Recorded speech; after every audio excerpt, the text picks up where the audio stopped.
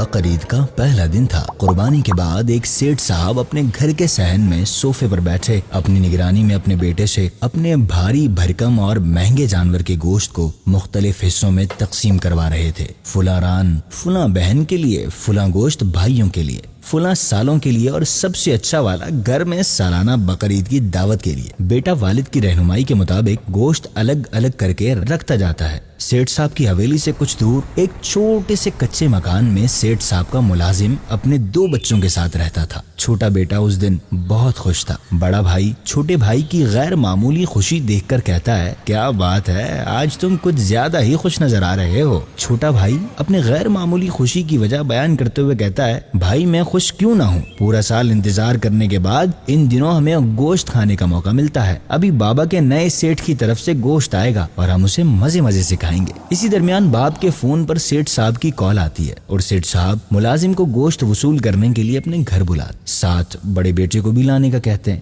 ملازم سمجھ جاتا ہے کہ گوشت زیادہ ہونے کی وجہ سے سیٹھ صاحب نے بڑے بیٹے کو ساتھ لانے کا کہا ہے۔ ملازم اپنے بیٹے کے ساتھ سیٹھ صاحب کی حویلی پر پہنچ جاتا ہے۔ بیٹا حویلی دیکھ کر بولتا ہے، بابا جتنا بڑا آپ کے سیٹھ صاحب کا گھر ہے اتنا ہی بڑا ان کا دل بھی ہے۔ سیٹھ صاحب بڑے اچھے انداز سے ان کا استقبال کرتے ہیں اور گوشت سے بھری 2 بھاری بھاری تھیلیاں ان کے ہاتھوں میں تھما دیتے ہیں۔ باپ بیٹے شکریہ کے ساتھ وہاں سے روانہ ہونے لگتے ہیں۔ سیٹھ صاحب پیچھے سے آواز دیتے ہیں اور کہتے ہیں، مجھے اور میرے گھر والوں کو اپنی دعاؤں میں یاد رکھنا۔ ملازم شکریہ ادا کرتے ہوئے بیٹے کے ساتھ وہاں سے روانہ ہو جاتا ہے، اپنے گھر پر پہنچتا ہے۔ گھر میں داخل ہوتے ہی چھوٹا بیٹا باپ سے کہتا ہے، بابا آپ کے سیٹھ تو بڑے دل والے ہیں، 2 تھیلیاں دے دی۔ ہاں بیٹا، ان کا دل بہت بڑا ہے، اور جب تم گوشت کھاؤ تو ان کے اور ان کے گھر والوں کے لیے خوب دعائیں کرنا۔ بڑا بیٹا گوشت کی تھیلی کھول کر اس میں دیکھنے لگ جاتا ہے۔ تھیلی میں دیکھتے ہی بڑے بیٹے کا منہ اتر جاتا ہے اور وہ مایوس ہو جاتا ہے۔ باپ اس کا مایوس چہرہ دیکھ کر کہتا ہے، بیٹا کیا ہوا، منہ کیوں اتر گیا؟ بیٹا گوشت کی تھیلی باپ کے سامنے کر دیتا۔ تھیلی میں دیکھنے پر